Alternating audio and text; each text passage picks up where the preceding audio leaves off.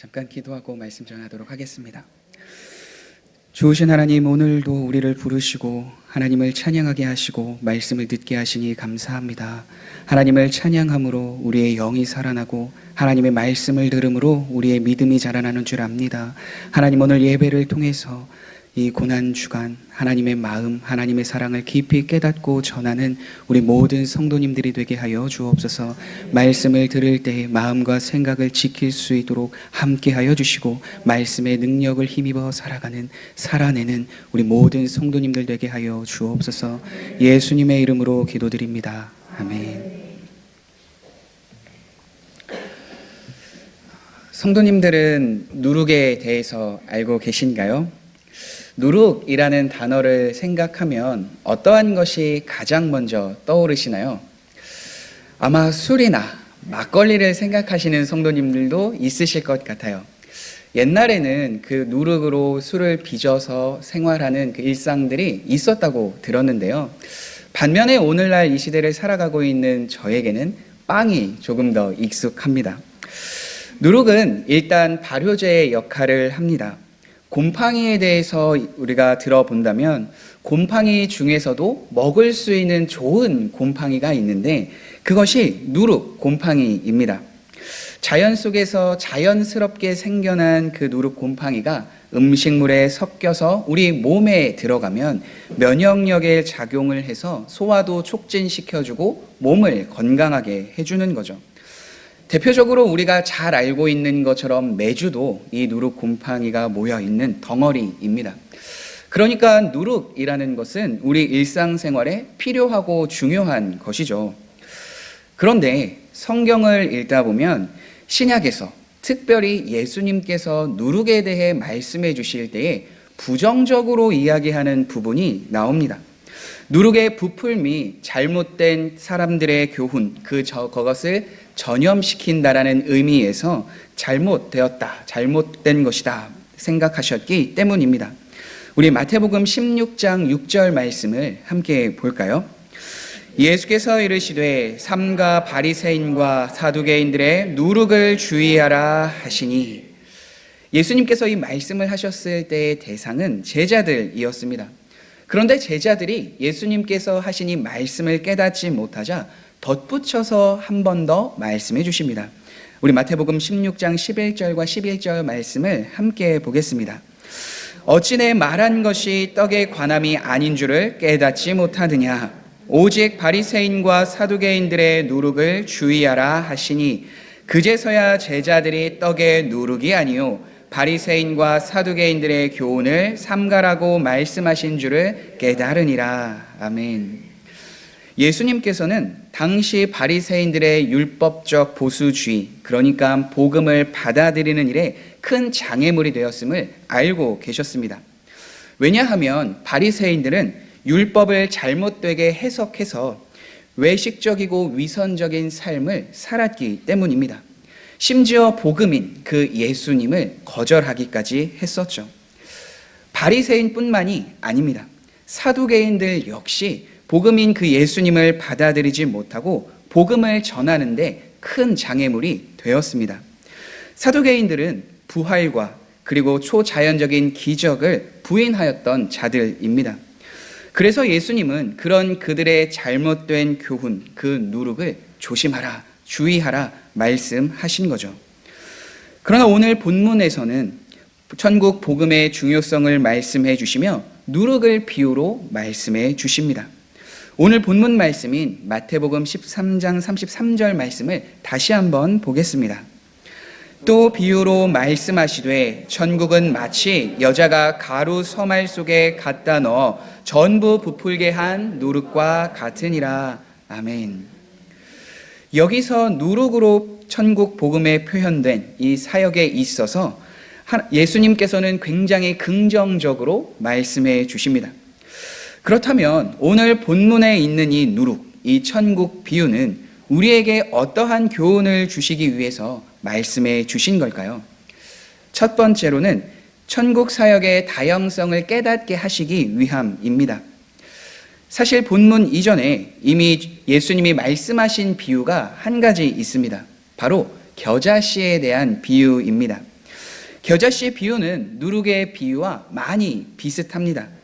작은 것이 큰 결과를 가져온다는 점에 있어서 많이 비슷하죠.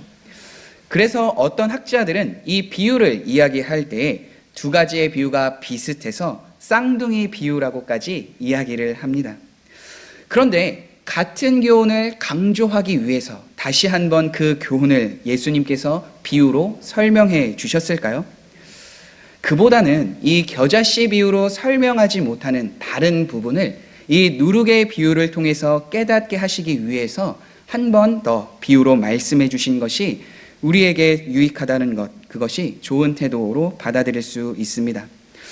이것을 천국 사역의 다양성이라는 관점에서 우리가 함께 나누어 보려고 합니다. 먼저 겨자씨 비유의 주인공은 남자입니다.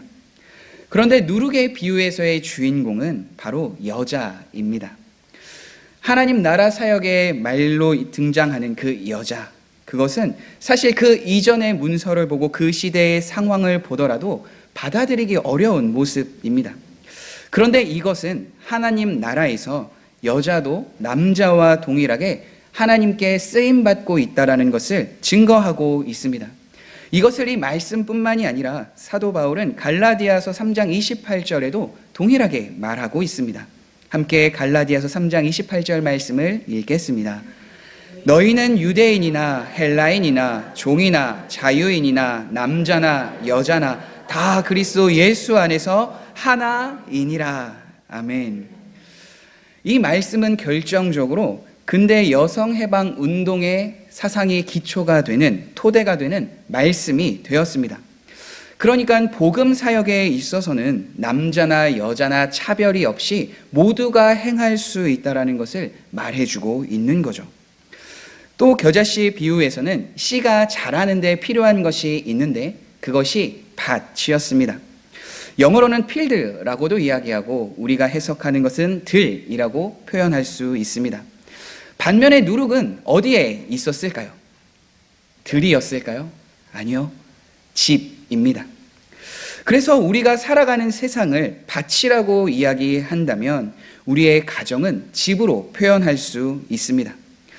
그러니까 하나님의 나라는 우리 가정에서도 이루어져야 되고 사회에서도 이루어져야 된다는 것을 말해주고 있는 거죠. 하나님의 나라가 가정뿐 아니라 사회에서 있다라는 것은 다른 말로 복음의 영향력이 가정과 사회에 계속 풀어지고 필요하다라는 것을 말해주고 있습니다. 두 번째로 겨자씨는 우리 눈으로 볼 수 있는 것으로 자라납니다. 그러나 누룩은 우리 눈에 보이지 않는 것으로 부풀려지죠. 하나님의 나라는 외형적으로도 다른 사람들이 볼 수 있을 만큼 자라기도 하지만 많은 부분에 있어서 조용하게 사람들의 내면 안에서 자라고 있음을 말해 줍니다. 때로는 우리가 스스로 담대함으로 공개적으로 복음을 전하기도 합니다.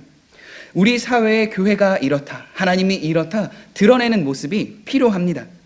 그러나 때로는 조용하게 우리의 내면적으로 오른손이 하는 것을 왼손이 모르게 사회를 섬기는 일 또한 우리에게 필요합니다.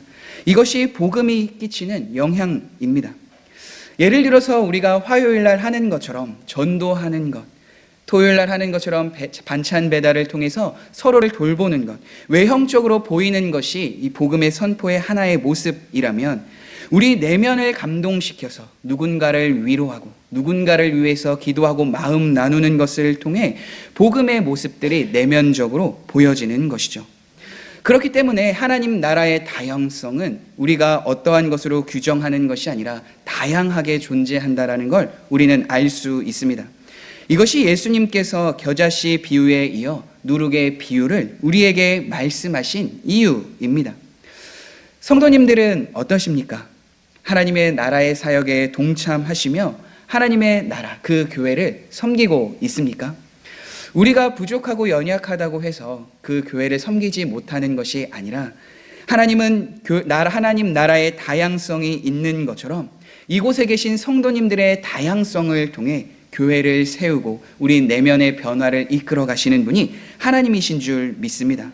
그래서 우리는 삶으로 복음을 증거하는 것과 함께 우리의 내면을 돌아보며 함께하고 있는 성도님들을 돌아보며 그 변화를 추구하며 살아가는 것이 우리에게 필요한 줄 압니다.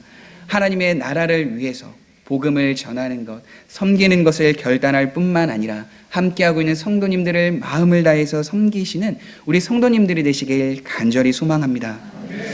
두 번째로 천국 백성은 교제의 공동체임을 알려줍니다. 누룩의 비유에서 특이한 점 중 하나는 바로 여인이 누룩을 가루 서말 속에 넣었다라는 것을 표현합니다. 영어 성경은 이것을 번역할 때에 많은 분량의 밀가루다라고 이야기를 하지만 헬라어 원문은 분명하게 세스하다라고 기록하고 있습니다.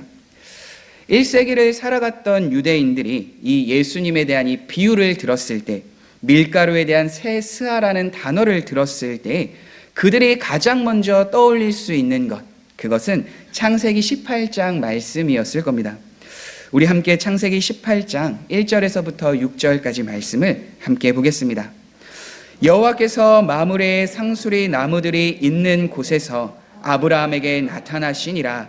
날이 뜨거울 때에 그가 장막문에 앉아 있다가 눈을 들어 본즉 사람 셋이 맞은편에 서 있는지라. 그가 그들을 보자 곧 장막문에서 달려나가 영접하여 몸을 땅에 굽혀 이르되 내 주여 내가 주께 은혜를 입었사오면 원하건대 종을 떠나 지나가지 마시옵고 물을 조금 가져오게 하사 당신들의 발을 씻으시고 나무 아래에서 쉬소서. 내가 떡을 조금 가져오리니 당신들의 마음을 상쾌하게 하신 후에 지나가소서. 당신들이 종에게 오셨음이니이다. 그들이 이르되 내 말대로 그리하라. 아브라함이 급히 장막으로 가서 사라에게 이르되 속히 고운 가루 세 스아를 가져다가 반죽하여 떡을 만들라 하고. 이 말씀은 날이 뜨거운 날 아브라함이 장막문에 앉아 있다가 범상치 않은 세 사람, 그 손님이 등장하자 그들을 대접할 생각으로 사라에게 부탁한 말입니다. 고대로부터 성경학자들은 이 세 손님의 정체에 대해서 삼위일체의 하나님이 나타나신 것이다. 아니야. 한 분이 여호와 하나님이시고 다른 두 사람은 천사일 거야. 이렇게 추측합니다. 어떤 경우든 이 세 영적 존재와 아브라함의 가족은 이제 식탁에 앉아 떡을 떼게 되는 삶을 봅니다. 이것은 분명 하나님과 하나님 백성 사이에 이루어지는 거룩한 영적 교제가 이것이다라는 걸 보여주는 거죠. 일찍이부터 정교회에서는 아브라함과 사라의 집에 찾아오신 그 하나님에 대한 존재를 이콘으로 그려 묵상하게 했습니다. 14세기의 위대한 이콘 화가인 안드레이 르블로프의 작품 삼위일체는 바로 창세기 18장 이 말씀을 배경으로 아브라함과 사라의 집에 찾아오신 그 하나님에 대한 모습을 잘 보여주고 있습니다. 우리 함께 그 사진을 볼까요? 이 작품을 보면 한 가지 특징적인 것이 있는데 바로 아브라함과 사라의 모습이 없다라는 거죠. 왜 그들의 모습이 그려지지 않았을까? 삼위 하나님의 바로 그들을 바라보고 있기 때문입니다.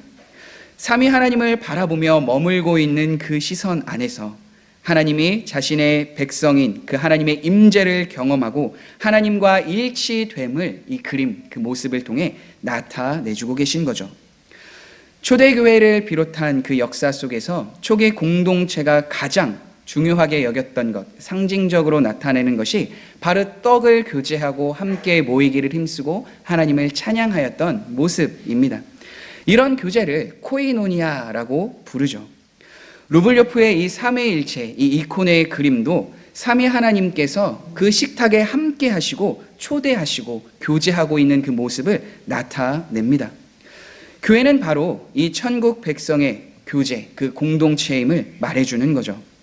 비록 성경에서 때로는 누룩이 죄를 상징하는 요소로 표현되고 사용되지만 이런 누룩조차 하나님 손에서 거룩하게 빚어져 이제는 서로가 서로를 거룩하게 하고 서로를 영적으로 배부릴 수 있는 그 지체들, 그 공동체가 된 거죠. 그렇기에 성찬이 십자가에 대한 상징을 이야기한다면 십자가는 죄 사함 받은 사람들이 새롭게 태어나서 부활의 생명을 나누는 자리가 되어지는 겁니다. 이것이 주님의 만찬이고 우리가 주님의 희생의 몸을 기념하고 떡을 받고 잔을 나누는 그것을 기념하며 하나님 앞에 찬양 드리는 것 아닐까요? 그래서 거룩한 성도의 공동체가 교회가 될 수 있는 거고, 더 나아가 그 모임이 하나님의 나라의 임재되는 것입니다. 사랑하는 성도 여러분, 이러한 모임이 지금 모이고 있는 공동체에 경험되고 계십니까? 그림에서 보는 것처럼 우리의 모임 중에 하나님의 임재와 그 마음, 그 뜻이 경험되고 계십니까? 요한계시록 3장 20절의 말씀처럼 주님은 문 밖에서 두드리시는 것뿐만 아니라 누구든지 주님의 음성에 반응해서 문을 열어주면 그곳에 함께 하셔서 함께 먹고 그는 더불어 나와 마시리라 말씀하여 주셨습니다. 목장에서 드려지는 그 모든 모임, 예배 안에서의 그 모든 나눔들이 이러한 천국 백성의 교제가 이루어져야 될 줄 믿습니다. 이러한 모임을 사모하시는 우리 모든 성도님들이 되시길 간절히 소망합니다. 그때의 영적인 교제 안에 누룩과 같이 점점점 부풀어 올라서 함께하고 있는 목원들, 목장뿐만 아니라 이 지역을 변화시키는 하나님의 놀라운 은혜가 우리 교회에 임하게 될 줄 믿습니다. 마지막으로 섬김의 풍성한 결실을 기대하게 해주십니다. 누룩의 비유의 마지막 강조점이 있다면 발효적인 특성이 있다는 겁니다. 부풀게 함, 그 사역의 모습이 있는 거죠. 사실 본문의 가루 서말이나 창세기 18장에 있는 가루 셋 스하는 손님 셋을 섬기기에는 너무나도 많은 양입니다. 이 정도면 옛날 대가족 이상, 어떤 학자는 무려 이웃들을 초대해서 최대 100명이라는 사람을 먹일 수 있을 만큼의 양이다 말합니다. 그래서 창세기에서 사라가 손님을 위해 가루 세 알을 준비한 이 부분에서 고대 히브리에 있었던 사람들은 어마어마한 양이 계속 부풀어 오르는 것을 보고 흐뭇한 미소를 지었을 것이다 라고 추측합니다.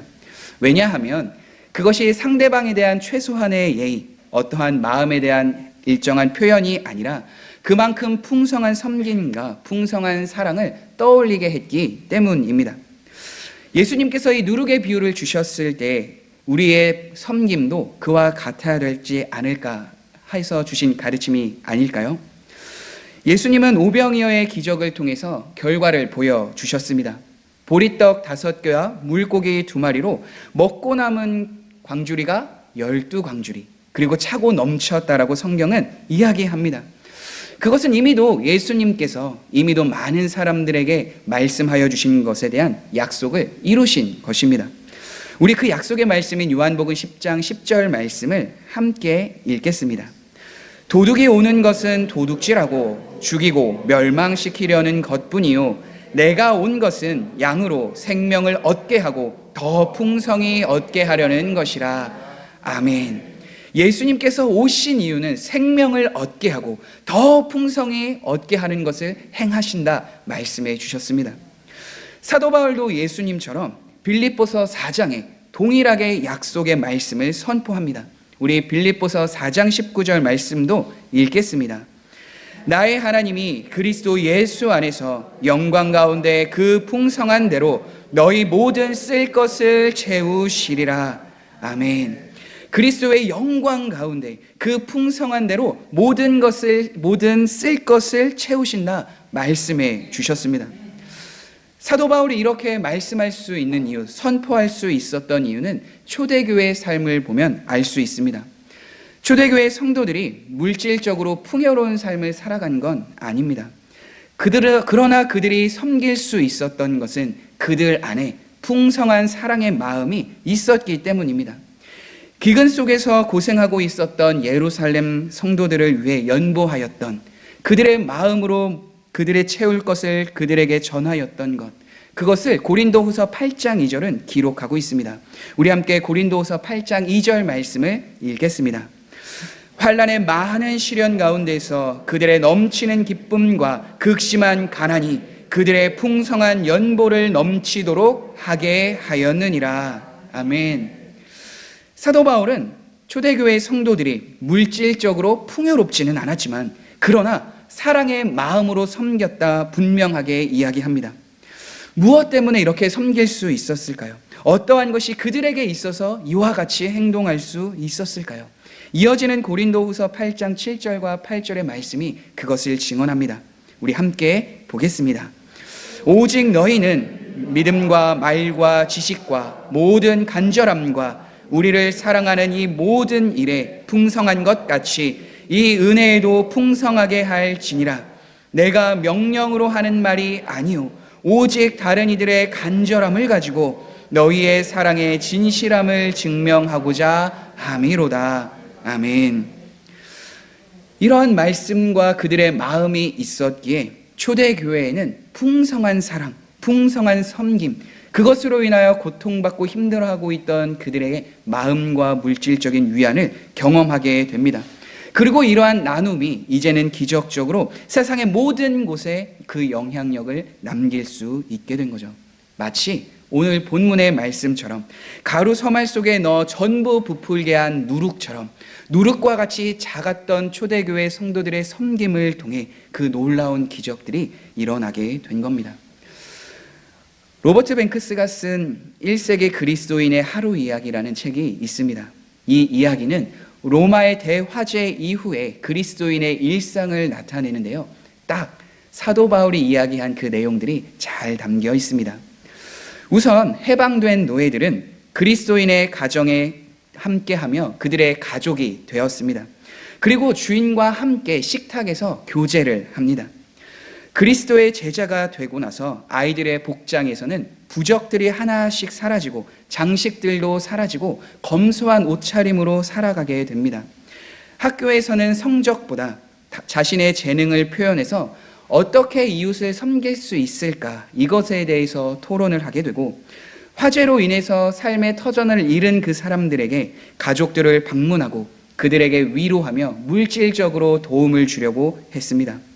저녁 시간에는 가족들의 자유로운 대화가 일어나는데요. 부부 관계에도 남편의 요구로만 끌려다녔던 아내가 이제는 자유롭게 자신의 생각을 즐겁게 표현하는 것이 나타납니다. 복음이 가져왔던 그러니까 누룩과 같은 그 변화가 이 가정뿐만이 아닌 그 하나님의 나라에 속한 성도들에게 일어나게 된 거죠. 사랑하는 성도 여러분, 바라기는 우리 모든 성도님들이 이와 같은 삶을 살아가길 간절히 소망합니다. 우리를 사랑하신 그 주님의 사랑으로 가정을 섬기고 교회를 섬기고 이웃을 섬기는 우리 모든 성도님들의 길을 바랍니다. 우리에게 허락하시는 것을 통해서 그 허락하신 것 안에서 함께 사랑의 진실함을 드러내므로 누룩처럼 이 땅에 하나님의 마음, 하나님의 사랑을 널리 퍼져나가는 그곳에 쓰임받는 성도님들이 되기를 바랍니다. 특별히 고난주간입니다. 고난주간에는 예수님의 고난을 묵상하며 우리도 예수님의 뜻에 따라 순종하는 것을 많이 묵상하고 실천하는데요. 반대로 이야기하면 예수님께서 이 땅에 오셔서 우리를 위해서 고난당하시고 그 사랑의 모습을 보여주신 것처럼 우리도 이 고난주간에 하나님의 사랑, 하나님의 마음을 전하는 것은 어떨까요?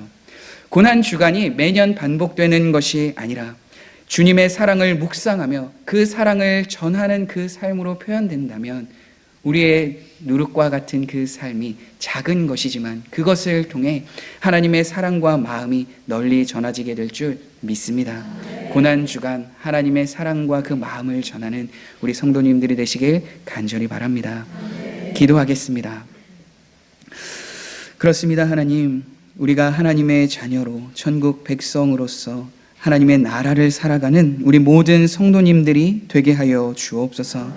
하나님이 우리에게 주신 말씀과 같이 이제는 천국의 다양성, 하나님의 다양성을 바라보며 우리가 무엇을 섬길 수 있을까, 어떤 것을 위해 하나님의 나라를 위해 나아갈 수 있을까 생각하고 고민하며 하나님의 나라, 하나님의 교회를 섬기는 우리 모두가 되게 하여 주시고 그 마음의 근원이 하나님께서 우리를 사랑하시고 우리를 붙드시는 그 은혜로서 실천하는 우리 모든 성도님들이 되게 하여 주옵소서. 우리가 모이기를 힘쓰며 함께 교제하기를 힘쓸 때 하나님의 임재가 경험되고 하나님의 치유하심과 함께하심이 누려지는 모든 모임이 될 수 있도록 은혜를 더하여 주옵소서. 예수님의 이름으로 기도드립니다. 아멘.